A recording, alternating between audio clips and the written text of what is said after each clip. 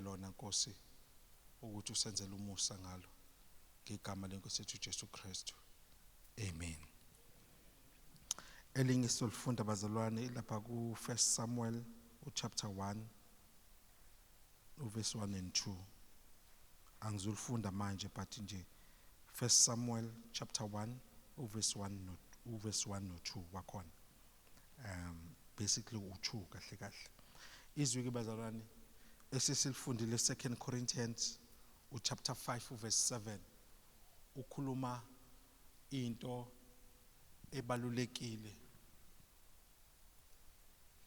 umzalwane nomzalwane akufanele ayibambe ukuthi amanye ama translation athi olungileyo akahambi ngokubona uhamba ngokukholwa. Umufunda Romans chapter 1 verse 17 is saying the same thing. Habakkuk chapter 2 verse 4 it's saying the same thing. Galatians chapter 3 verse 7 it's saying the same thing but different kancane but the same context. Ithi okholwayo ngicela ngifundele uGalatians chapter 3 verse 7 ngifuna ukusho ukuthi wona uhluke ngani ngifuna simuthi uhluke ngani. Galatians chapter 3 verse 7. Amen. Galatians chapter 3 verse 7. Yes. Yazini ke ukuthi abokukholwa yibona abangamadodana kaAbraham. Yes, abokukholwa. Asikwazi bazalwane ukuthi singakhuluma ngokholo singakhulumi ngezwi likaNkuluNkulu.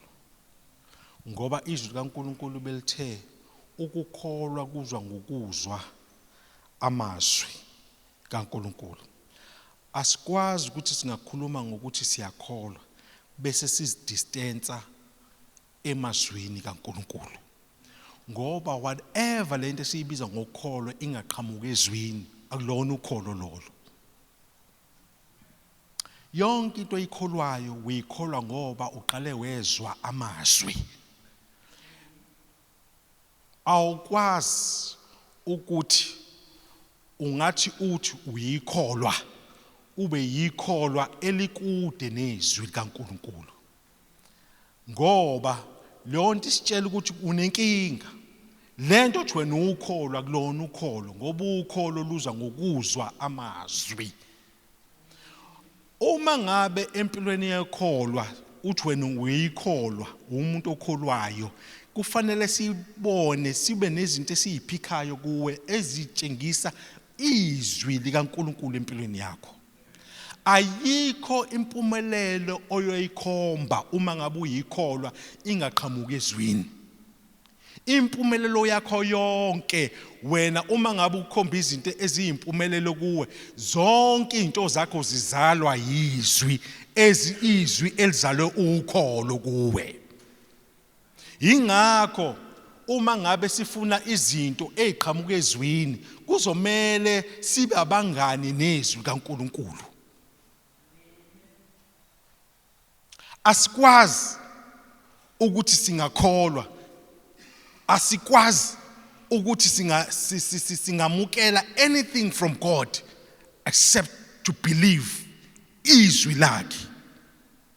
Ingakho ke lelizwi u2 Corinthians usiyasitshela uyasicecisela abazalwane ukuthi lalela uma ngabe ufuna ukuyenza lento yokukholwa fanele ungahambi ngokubona. Fanele amehlo akho abe ukholo oluzalwe yizwi likaNkuluNkulu. Ngaphandle kokukholwa asiyukwamkela lutho oluvela kuNkuluNkulu. Even ukuhamba kwethu endleleni yethu kufanele singavala sifanele uNkulunkulu asisize siwavala amehlo engqondo zethu sivula amehlo okholo lwethu. Engisho ukuthi mengiswavala amehlo engqondo zethu bazalwane ngisho ukuthi siyeke ukurizina ngokwabantu. Sil analyze izwi kaNkulunkulu ngokwabantu.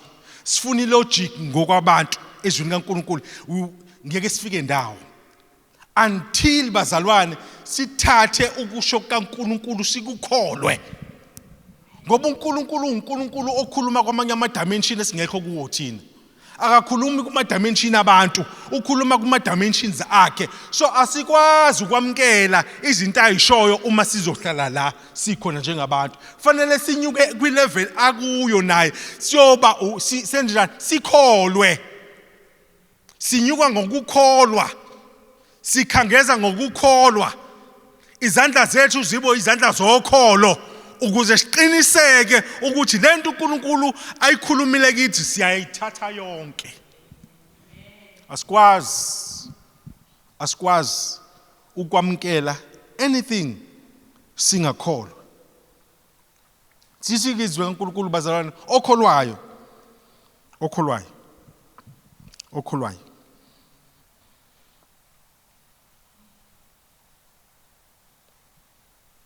uyakwamukela okuhle kuNkulunkulu. Ngicela ke sifunde Samuel chapter 1, first Samuel chapter 1 verse 1 no verse 2. Ngicela baba umuntu ngifundele.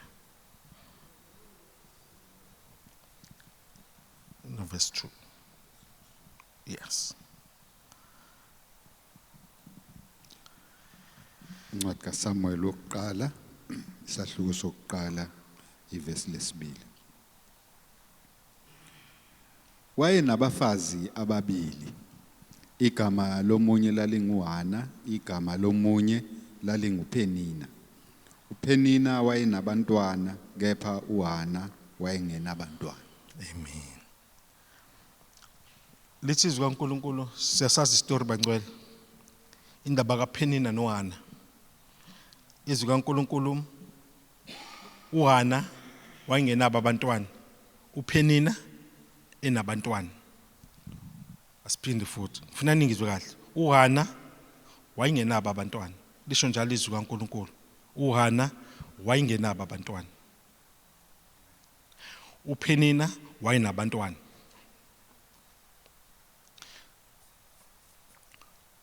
Into eyenza ukuthi bazalwane ngithi let me pay attention kulento engiyishoyo ukuthi uHana wayengenabo abantwana. Uzoyibona ku verse 2 ukuthi kahle uma ufunda idestiny yakhe uHana uyabona ukuthi hayi ngoba ingenabo abantwana ukuthi wayengenabo abantwana ngaleso sikhathi ngoba sikhona isikhathi sokungabi nayo into. It does not mean it's the end of the road. Siyafika isikhathi ungabi nakho ukufisa ukuba nakho kodwa akusho ukuthi phela uma usek chapter 1 kusho ukuthi sekuphelile ngo chapter 1 useza chapter 2 la izwi kaNkulunkulu lithi ne waye nabantwana waze waba nabantwana abawu6 kodwa mesifunda chapter 1 ulahlisa ngethemba. Chapter 1 uthi wayengenabo abantwana. And bazalwane lithi izwi kaNkulunkulu lento yayimhlupha yokungabi nabo abantwana. Ngaphezulu kokumhlupha kwakunomuntu futhi uPenina owayelokho emchukuluza njalo esha amagama abhlungu kuyena. Amagama azomphatha kabi until waze wayendlini kaJehova. By grace of God utheme efika endlini kaJehova wahlangana namazwi. Lithi izwi kaNkulunkulu bazalwane wahlangana nomprofeti. Umprofeti wamprofeta wathi hayi uNkulunkulu akakwenzele noma yini uyifunayo.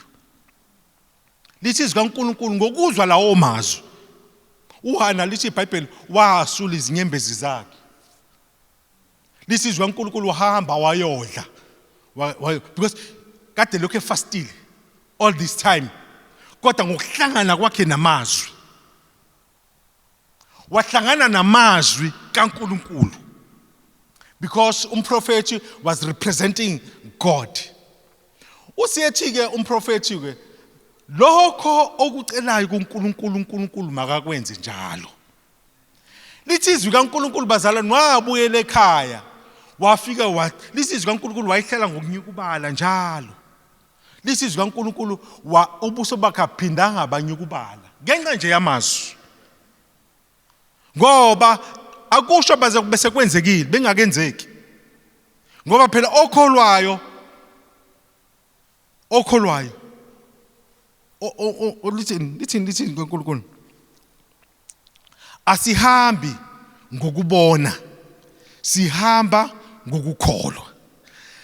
uHana wafika kwistage la ethi khona uma ngibambe izwi, njengoba ngihlangane nezwi, angisazi uhamba ke ngokubona, sengizohamba ngokusho kwezwi lakhe.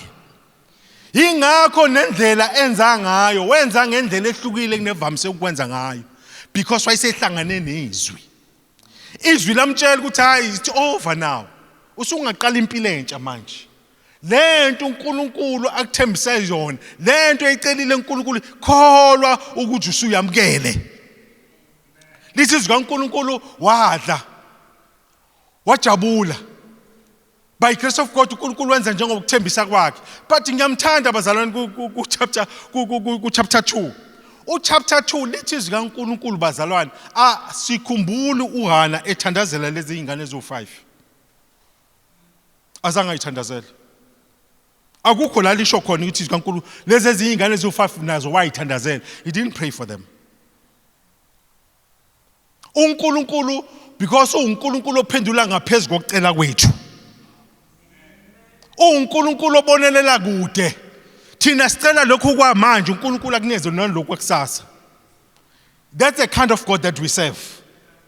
uNkulunkulu onamandla onke othi noma sesicelile bazalwane azi ukuthi lokho esicelile kuncane kunalokho afuna ukusinika kona. Lisizwe kaNkulunkulu bazalwane kwafika isikhathi la lisizwe kaNkulunkulu uNkulunkulu wamhambela uHana. Awu bazalwane, hey imnandi okhanjelwa uNkulunkulu. Wakhambela uJehova. Akusizwa kuthiwa wayethandazile. Asizwa bazalwane kuthiwa wayecela ezinye izingane. The only thing wayecela uSamuel. Wakhala wacela uSamuel, uNkulunkulu wamupha uSamuel. Wangagcina ngomupha uSamuel, wamupha nalezi ezinye ezo5. Because that's the kind of God that we serve. I think bazalwane yimi nje ucabangayo. I think bazalwane uNkulunkulu look at that woman. Kuthi yazo kinele ngashizwe ngumprofeti wami. Azange sabheke inyinto. Akazange sabala iminyaka ukuthi buka mingakile iminyaka ngihleli. How all of a sudden ndikalula kanjalo nje. Azange thatha beke abuze imibuzo eminingi engaphenduleki. Wathatha izwi wenzizwe. Wathi uNkulunkulu ethe kuzoba njalo. Angibuzi ukuthi yini bengihlaleleni sonke lesikhathi ngizama ukuconvince ingqondo yami ukuthi ngianalyze izinto ezingeke zingisize ngalutho, ezingeke zinginike impendulo, but ngizothatha le esho uJehova ukuthi kanjani angene lapho. Angene lapho. Ngifuna ukusho bazalwane ukuthi empilweni zethu uyafika uChapter 1. Sikhale. Kuze kube ngazi ukuthi uNkulunkulu akekho, ngazi uNkulunkulu akezwe. But I want to tell you bazalwane uyezwa.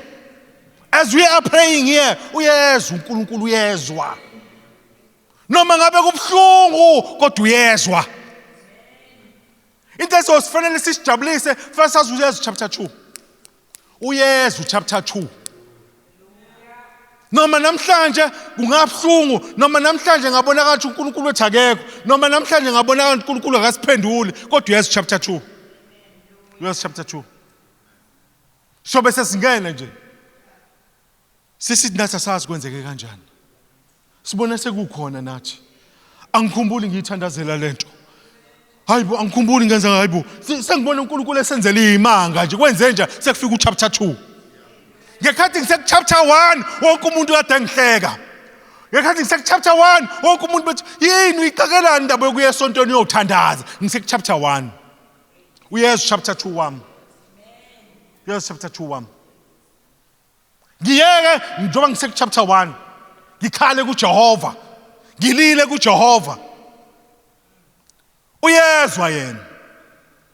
Uma nginika izwi sihlala kulo, sibambelela kulo.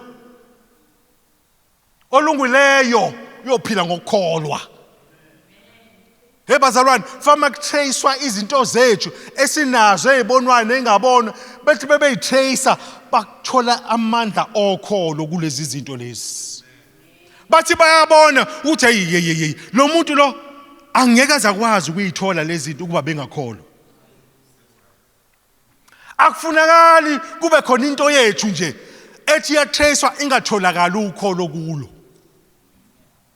Kuze kubukwe ngisho impilo yakho kuthiwa yazi uhlale phila nje kwenze njani, hayi ngoba mhlawumbe ukuthi udla healthy, hayi ngoba ukuthi unendaba mhlawumbe umuntu obheka izinto zempilo, kodwa sibe ukuthi ngazi ukuthi ukholo yilo limenza ukuthi aphile kanje.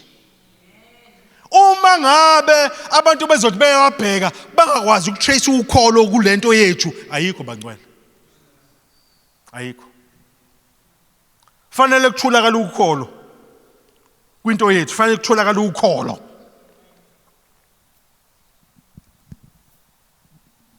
Uthi Jesu ngelinye ilanga mele ngoSathane ethi enza phendula amatshe abe izinkwa.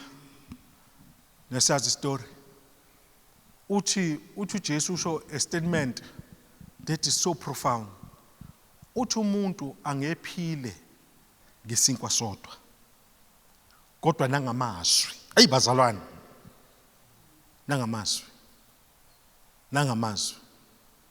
Yazi umuthi ayibheka impilo yethu ngaphezulu kwezinto ezibanjwayo, amazwi engathi ukuthi siphila ngawo kakhulu. Uma ngabe kuzo breakeka i-communication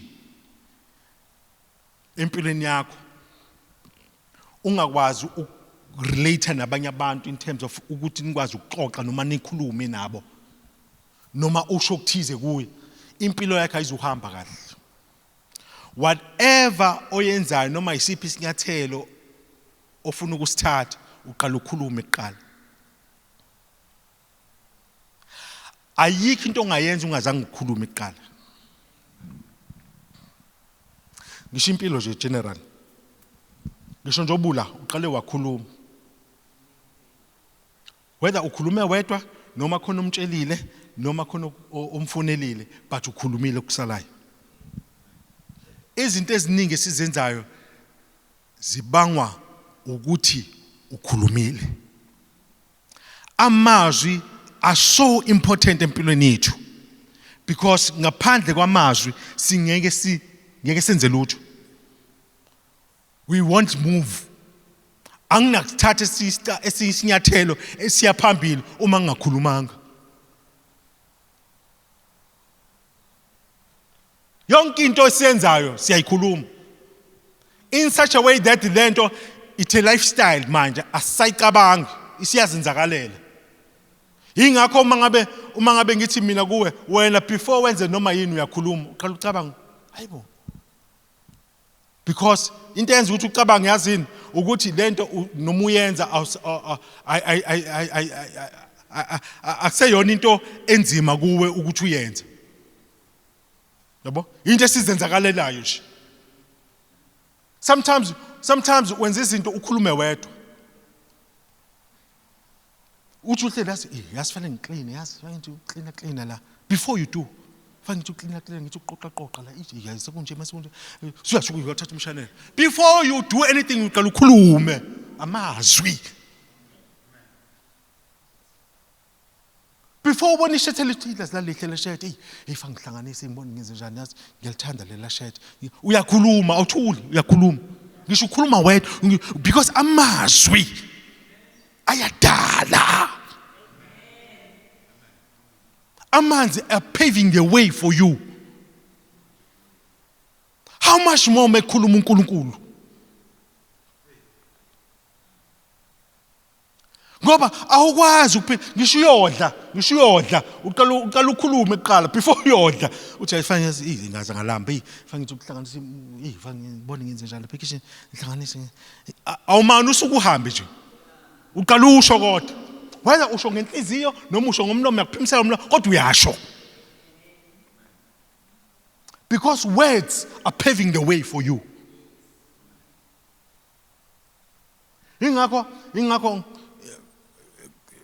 isikhathi esiningi mina before ngenza into ngisengine sure ukuthi ngizoyenza ngempela mengiqale ngayikhuluma.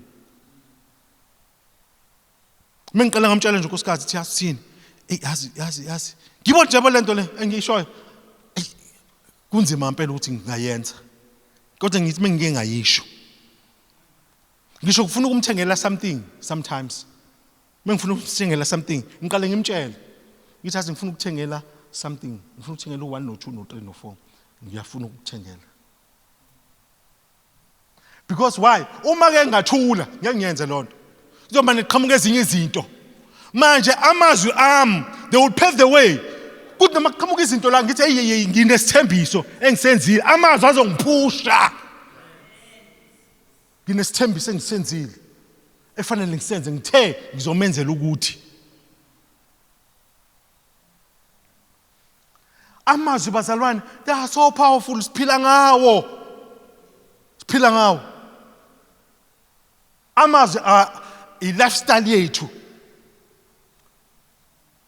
ingakho iBhayibheli lisitshela bazalwane ukuthi into nje esemlonyeni wethu kunokuphila nokufa esemlomeni wethu uNkulunkulu bengekaza yisho lento ukuthi kanti asiphili ngawo impilo yethu is depending on the word ingakho uJesu sitshela indaba ukuthi hayi lalelani angeke niphile ngesinkwa sodwa nangamazwi niyaphila ngawo kuyaphileka ngamazwi uthatha amazwi kaNkulunkulu abe ingxenye yempilo yakho amazwi akudalela isinkwa ozusidla enyameni lesiko sidla enyameni siqhamuka emazwini angabonwa hathi nje bazalwane asikhuluma mina before ngakho umuzi ngaqale ngakhuluma ngasho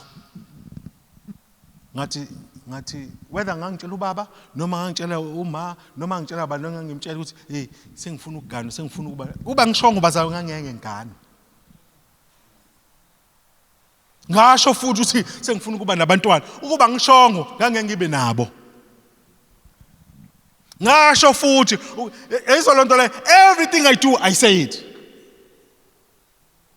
yonke into engiyenza ngiyayisho kuqala ukuze ngisebenzele uma sesifike labazalwane singasho ukuthi manje sithule bese siyaphuma siyagoduka ngeke kwenzeke lutho the fact that konke siyishilo singena la I'm telling you izwakele it will come to pass noma kusawu chapter 1 uyazi chapter 2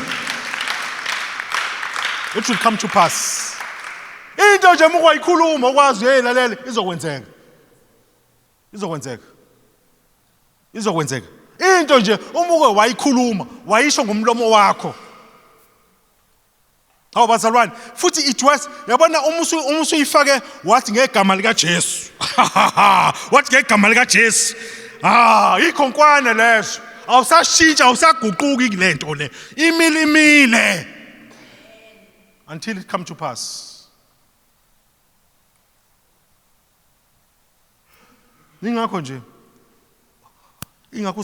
usathane mabe efuna ukuthi amoshe nje usuku lwakho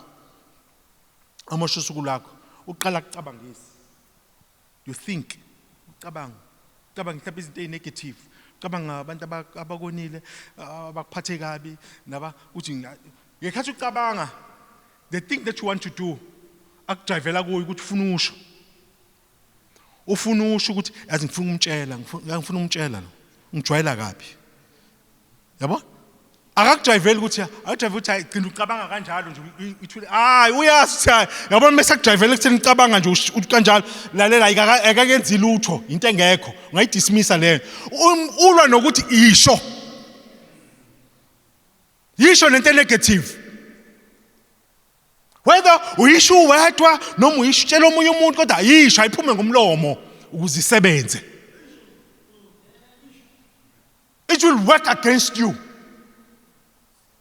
Usuku lwakho lonke luzomoshakala because ukhulume izinto ezinegative empilweni yakho. Uma ngabe ufuna usuku lwakho luhambe kahle akuthi mekufika la uma thoughts wa dismiss the same time ngegama lika Jesu. Once you dismiss those thoughts bese uyaqala ukhulume, say something, khuluma into positive. Ungacabanga ukuthi into positive inyama yakhe iyayivuma. Sometimes ayifuni, it against it because iphambana nemizwa yakho. Imizwa yakho ikutshela ukuthi msothe out. Mase umsothe out yabona ukuthi uthatha kancane njalo. Uyibone futhi ingqondo iyashesha bazalwane ucabanga ukuthi yazi ukucabanga ukuthi uhlakaniphile kwesisikhathi because it makes sense to you. But ama results ngikhale ngisho mabe ngiluleka abantwana ngithi ngaso sonke isikhathi wayinaka into that makes sense to you but engakunikeza ama results are positive. No matter ngabe lonto iukuhlakanipha ungakanani kodwa mingineza ama results are wrong a negative ukwazi biyubula biyukuhlakanipha engqondweni yakho inyama kodwa biyubula. Anything that does not make sense ezwakala ngathi uyubula engqondweni yakho but kunikeza ama results are positive ibihlakaniphile lonto.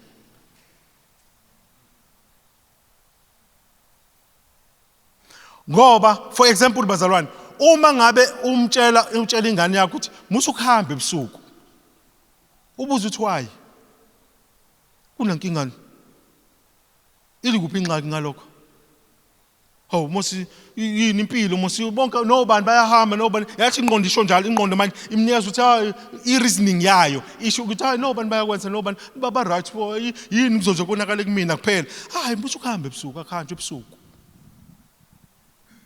Emehlweni yakho yukuhlakanipha lento nasengqondweni yakhe may analyze ngendlela analyze ngayo yukuhlakanipha but ama results akhona amshaya ibe negative iprove ukuthi yazi lento buyubula ngempela. Zingaki izinto ezokuhlakanipha bazalwane nathi seke sangena zona sitsha zikuhlakanipha uthi uma icabanga ukuthi yokuhlakanipha baze bakushayela izandla abanye bakuncome bathi hayi impela yokuhlakanipha lento kodwa uthi ama results ayiwona kulento engiyifunayo. Kodwa bazalwane uma sike sabamba la ekushoni kaNkuluNkulu meke sabamba ukusho kaNkuluNkulu bazalwane sophila ngokholo meke sabamba ukusho kaNkuluNkulu sophila ngokholo. Umuntu ophila ngokholwa even noma ngathiwa sifuna imali asiyifuni imali njengendlela yezwe siyifuna njengokholwayo. Izinto zethu siyilanda ngokukholwa sifuna izwi sime ngalo izwi sikholwe izwi ukuthi uNkulunkulu ushilo. Once we know ukuthi uNkulunkulu ushilo yes definitely chapter 2 is coming. Akwazi uNkulunkulu isikhathi sesimele kanje akakwazi uNkulunkulu ukukhuluma into abuye enze enye into. uNkulunkulu osifungayo wafunga kuAbraham bazalwane wayifunga kuAbraham bazalwane wamnikeza isithembiso wayifunga wathi yasi Abraham yazi ukuba bekhona omunye uNkulunkulu ongaphezulu kwami bengofunga yena manje ngithi ngiyaqalaza ngimbona akekho. So the best way to do this ukuze ubone lento izokwenzeka ngisifunga mina uqobo lwami. Every time uNkulunkulu bazalwane usitshela into impossible, every time uNkulunkulu usithembisa izinto ezi impossible uNkulunkulu akanqeni ukukuthembisa into osukurati usineminyaka wawuyizama uhluleka. Uhlangane naye ezweni lenkosi. uNkulunkulu akutshela ukuthi hayibo it's possible ukwenza kanje. Uma ngathi I've been trying to do this thing for many years. But ngahlangana naleli lizwi. Elikhuluma ngalento engangizama. Ebese lithi izwi kaNkulunkulu ungabusayizama ke manje, kholwa ke manje. Bese uhamba ukholweni lwaleli lizwi. You see things changing in your life. Singofakazi bazalwane abaqandula ikhanda. Sinezinto bazalwane that we can point today. Sithi yes, it was not by might. It was not by power. But the grace of God. I'm where I am because of grace of God. Ingakho lento yokuthi you have to humble yourself. Yazi uNkulunkulu mase kusebenzela awutshela ukuthi sithobe. Imisebenzi kaNkulunkulu emani ikuthobise nje. Ikuthobise imisebenzi kaNkulunkulu buthi uNkulunkulu ukuba bengekho ngabe ngaphelele endleleni. Olungileyo uyophila ngokukholwa bangcwele. Asihambi ngokubona, samba ngokukholwa. Singabantu bokholo thina. Ngicela sisukumeni.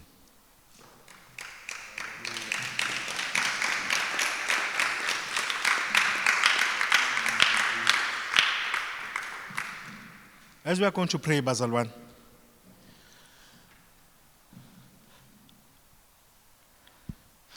simnxusa uNkulunkulu. Ubaba uhlale yisho lento ukuthi uma sicela uNkulunkulu we don't beg him. Asizi kuye njengeyinqibi. Siya kuye njengabantwana.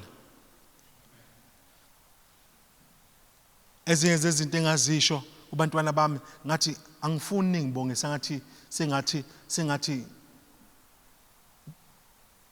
sengathi ngenze into ebengafanele ngenze.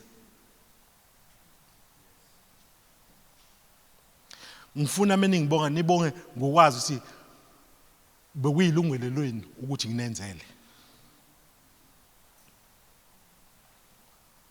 Ukubonga kwenu kuba ukubonga ukuthi hawu baba. Thank you. Ngiyabonga baba for doing this for me. Thanks. Kungabe sengathi hawu ngiyabonga baba ubaba ngingangiphoxa. Kungenza ubaba ongeyena ubaba. Exactly naNkulunkulu. Asizi bazalwane ngokuthi singathi siyini thina baba singelutho nje hayi asenzi kanjalo sizi kanjalo siza njengabantwana njengezingane zakhe sifuthi sinike so yena ilungelo lokuthi sicele kuyamkhathaza mesibona singaceli uma siza kuye sicela kwesisikhathi siyibongele because umoya ingcwele yasiconvince ukuthi hayi ake bonga nje mana ubonge mos. Simbonge sawubaba siyabonga ubani obengasenzela ubuhle bungaka. Sibonge with confidence bazalwane. Usathana una umkhubo ukuthi asicabangisise ukuthi awu usuwone kangaka oqala unikelanga nje wena uqala. Bake banikelile wena unganikelanga.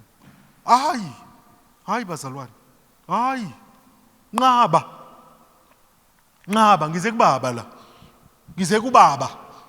Angizange uma ngize kubaba. Angizange ku-stepfather la. Ngize kubaba, it's my father. Ungizele. Nginelungelo lokwenza lento engiyenzayo. Lento yokucela kwami la uyena ongineza amalungelo ukuthi ngikwenze. Ungavumi usathana condemn. Ungavumi usathana akutshela izolo lakho. Ngitshela ukuthi ngidlulile lonto leyo.